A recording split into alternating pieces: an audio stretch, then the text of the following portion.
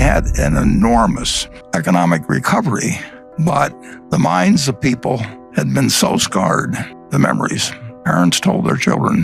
1929 became a symbol in people's minds. I mean, if you said 1929, it was like saying 1776 or 1492. I mean, everybody knew exactly what you were talking about. In 1929, my dad, who was 26 years of age then, was employed as a securities salesman by a local small bank. He sold stocks and bonds, but he mostly sold stocks. And when stocks fall 48%, and you were selling them to people a few months ago, you really don't feel like going out and facing those same people. So I think my dad probably elected to do, as they say now, shelter in place, which means stay at home. And there really wasn't that much in our house. We just had a small yard. It was wintertime anyway. My dad wouldn't have been puttering around the yard anyway. And there really wasn't, the television wasn't there. And he and my mother got along very well. So under those conditions, I was born about 9 months later. So I didn't notice at the time that the market was closed. But the stock market had actually recovered over 20% during that 9.5 month period or thereabouts. People did not think in the fall of 1930, they did not think they were in the Great Depression. They thought it was a recession, very much like had occurred at least a dozen times, although not always when stock markets were important. But we'd had many recessions in the United States over the time, and this did not look like it was something dramatically out of the ordinary. Actually, for about 10 days after my birth, the stock market actually managed to go up all of 1 or 2% there in those 10 days. Well, from that point, the stock market went from level of 240 to 241, which was a noticeable decline because if somebody had given me $1,000 on the day I was born and I'd bought stocks with it and bought the Dow average, my $1,000 would have become $170 in less than 2 years. That is something that none of us ever experienced. That we may have had it with one stock occasionally, but in terms of having a broad range of America marked down 83% in 2 years and marked down 89% of the peak was in September 3rd, 1929, was extraordinary. And in that intervening period, less than 1 year after I was born, just slightly less than 1 year, my dad went to the bank where he worked and had his account. And of course, the bank had a sign on it closed. And so he had no job. He had 2 kids at that point.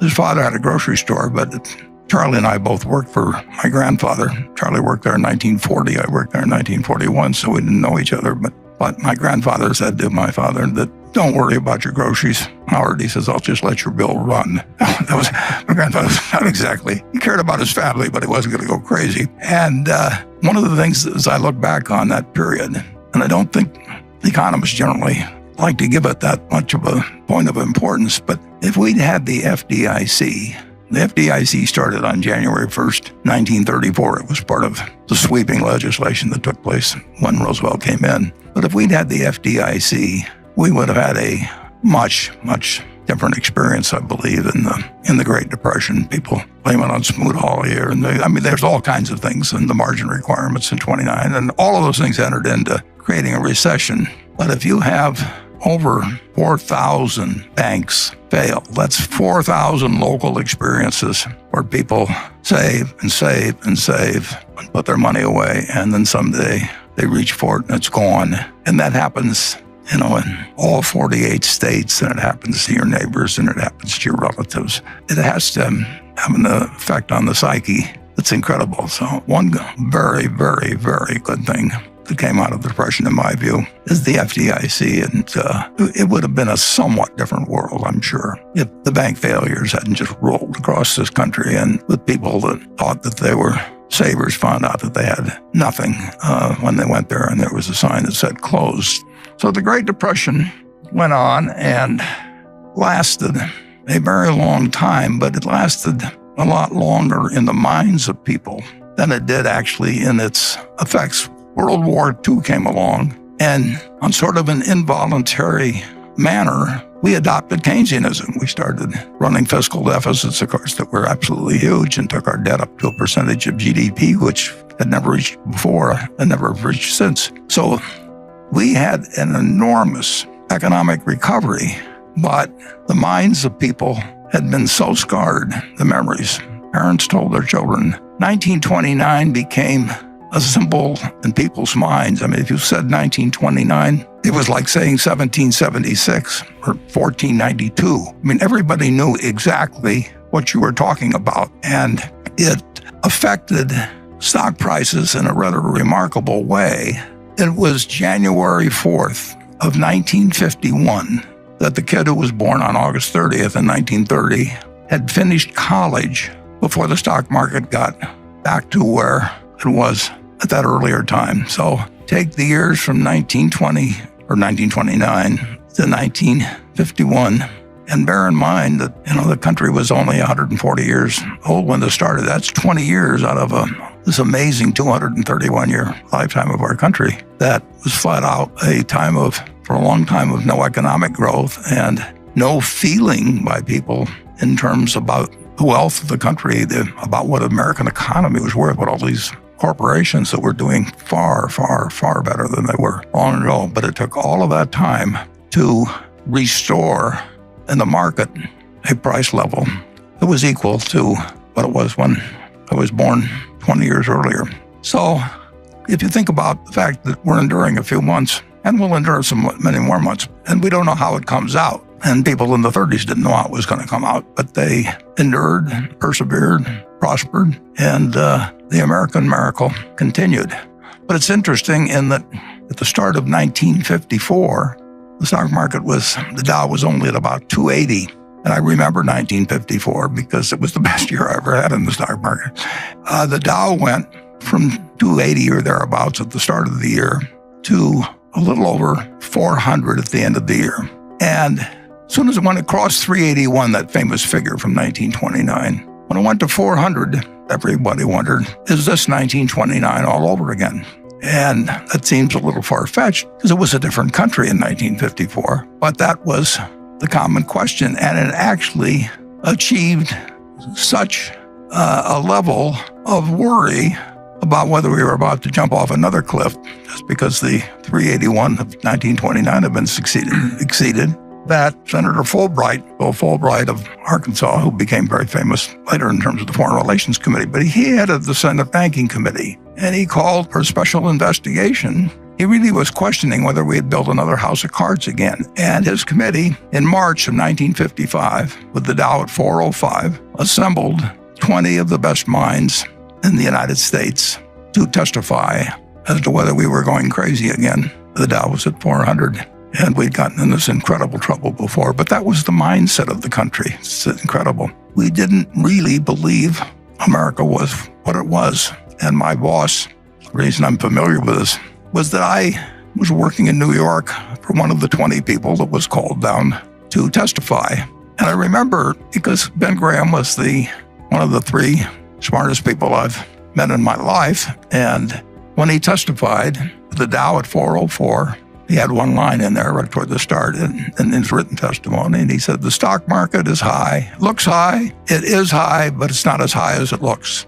And since that time, we felt the American tailwind at full force, and the Dow, when we made the slide, it was about 24,000. So you're looking at a market today that has produced $100 for every dollar. All you had to believe in America, just buy a cross-section of America. You didn't have to read the Wall Street Journal. You didn't have to look up the price of your stock. You didn't have to pay a lot of money in fees to anybody. You just had to believe that the American miracle was intact. But you'd had this testing period between 1929 and certainly 1954, as indicated by what happened when it got back up to 380. You had this testing period, and people really, they'd lost faith to some degree. They just didn't see the potential of what America could do. And we found that nothing can stop America when you get right down to it. It's been true all along. It may have been interrupted with the scariest of scenarios when you had a war with one group of states fighting another group of states. And it may have been tested again in the Great Depression, and it may be tested now to some degree. But in the end, the answer is never bet against America. And that, in my view, is as true today as it was in 1789, and even was true during the Civil War and the depths of the Depression.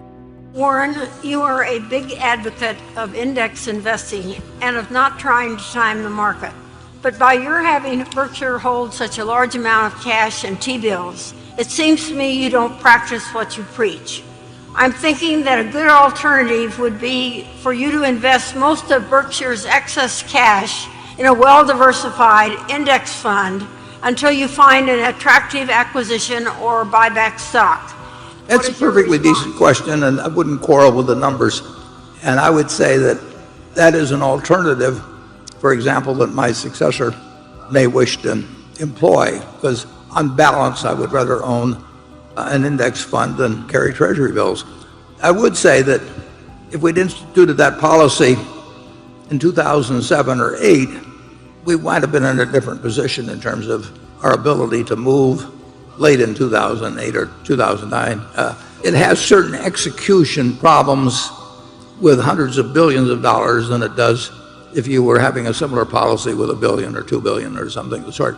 But it's perfectly rational observation, and certainly looking back on 10 years of a bull market, it really jumps out at you. But I would argue that if you were working smaller numbers, it would make a lot of sense. And if we're working with large numbers, it might well make sense in the future at Berkshire to operate that way. You know, we committed $10 billion a week ago, and there are conditions under which they're not remote, they're not likely in any given week or month or year, but there are conditions under which we could spend $100 billion very, very quickly.